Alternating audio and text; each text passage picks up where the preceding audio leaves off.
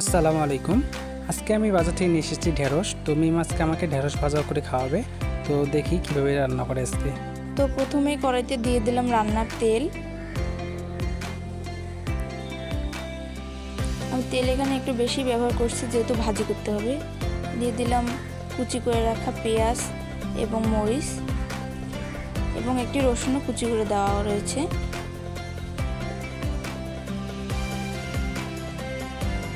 এখন আমি নাড়িয়ে নেব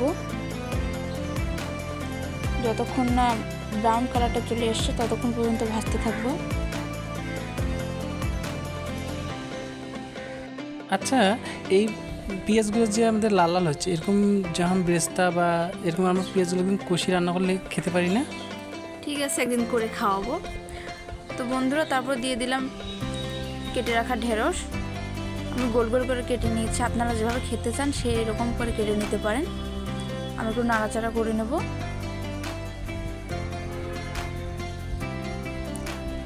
ভালোভাবে নাড়িয়ে নেব যেন পেঁয়াজগুলো বেশি ভাজানো না হয়ে যায়।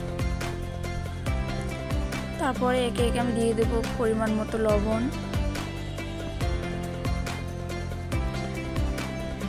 তারপরে দিয়ে দেব হলুদ গুঁড়ো,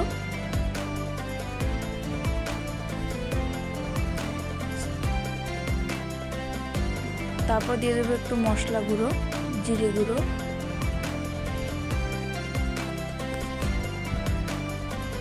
আমি এখানে পরিমাণ মতো দিয়ে নিয়েছি।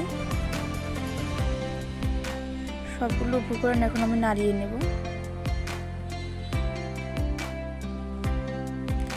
ঢেঁড়সটা প্রথমে দেওয়ার সময় কিন্তু একটু পিচ্ছিল রকমের হয়, কিন্তু একটু নাড়িয়ে নেওয়ার পরে তখন ওই পিচ্ছিল ভাবটি চলে যায়। এটা নিয়ে সমস্যার কিছু নেই। একটু স্বাদের জন্য আমি এখানে আদা রসুন বাটা দিয়ে দিচ্ছি। এটা আপনারা স্কিপ করতেও পারেন, কিন্তু এটা দিলে আর কি একটু মজা লাগে। আমি ঢেকে দেবো সিদ্ধ হওয়ার জন্য। ঢাকনা খুলে এখন একটু নাড়িয়ে চাড়িয়ে নেব।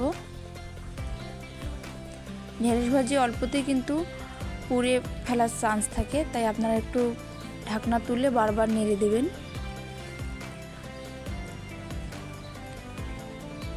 দেখুন বন্ধুরা, ঢেঁড়সের যে পিচ্ছিল ভাব সেটা চলে গিয়েছে এবং আমার ঢেঁড়স ভাজি তৈরি হয়ে গিয়েছে। দেখুন বন্ধুরা, আমার তৈরি হয়ে গেছে ঢেঁড়স ভাজি আপনার ভাইয়ার জন্য। ধন্যবাদ তোমাকে যে আমার জন্য ঢেঁড়স ভাজিটা করার জন্য। তো বন্ধুরা, তো আপনাদের চ্যানেলের পাশে থাকবেন। তো ভাজিটা ভালো লাগে থাকলে সাবস্ক্রাইব, লাইক, কমেন্ট, শেয়ার করবেন। তো ধন্যবাদ আপনাদেরকে।